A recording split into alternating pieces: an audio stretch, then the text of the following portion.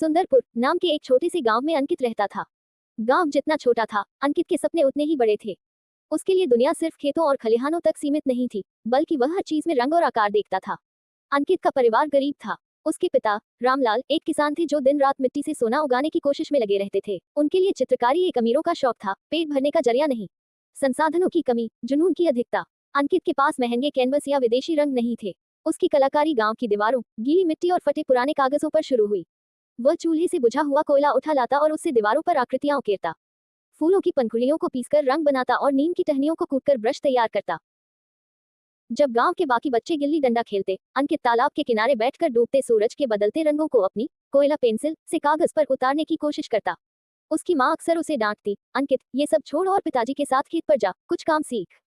Coat, लेकिन अंकित बस मुस्कुरा देता। उसकी आंखों में एक अलग ही चमक थी, एक नई उम्मीद। गांव के सरकारी स्कूल के मास्टर जी शर्मा जी ने अंकित की प्रतिभा को पहचाना।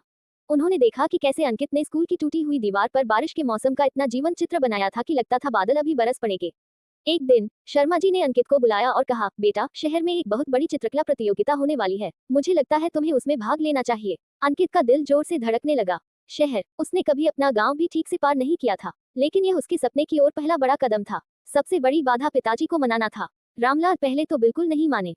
शहर जाने के पैसे कहाँ से आएंगे, और वहाँ बड़े बड़े लोग होंगे, उनके सामने हमारा गांव का लड़का क्या कर पाएगा। शर्मा जी ने रामलाल को समझाया, रामलाल भाई, ये लड़का मिट्टी से जरूर जुड़ा है, लेकिन इसकी सोच आसमान छूती है। इसके हुनर को मौका दो, शायद ये तुम्हारे पूरे खानदान का नाम रोशन कर दे। मास्टर जी और गांव वालों के थोड़े सहयोग से अंकित के शहर जाने का इंतजाम हो गया। शहर की चुनौती। शहर पहुंचकर अंकित की आंखें फटी की फटी रह गईं। ऊंची इमारतें, गाड़ियों का शोर और प्रतियोगिता स्थल पर आए सैकड़ों बच्चे। सबके पास चमचमाते रंगों के डिब्बे और बेहतरीन ईजल थे। अंकित अपनी पुरानी झोले में रखे हुए घर के बने रंग और कुछ चार्ट पेपर के साथ खुद को बहुत छोटा महसूस कर रहा था। प्रतियोगिता का विषय था मेरी दुनिया। बाकी बच्चे शहर की चकाचौंध, ऊंची इमारतें या आधुनिक गाड़ियां बनाने लगे। अंकित ने अपनी आंखें बंद की और सोचा कि उसकी दुनिया क्या है। उसे अपना गांव सुंदरपुर याद आया। सुबह की पहली किरण के साथ खेतों में काम करते उसके पिता, कुएं से पानी भरती माँ, तालाब किनारे चरती गायें और गांव के मेले की रौनक। उसने अपना साधारण ब्रश उठाया और अपनी दुनिया को कागज पर उतारना शुरू कर दिया। उसने महंगे एक्रेलिक रंगों का इस्तेमाल नहीं किया, बल्कि अपने साथ लाए प्राकृतिक रंगों से ही चित्र में जान फूंक दी। उसने खेत की मिट्टी का भूरापन और फसल की हरियाली को इतनी शिद्दत से उकेरा कि चित्र में से गांव की सौंधी खुशबू महसूस होने लगी।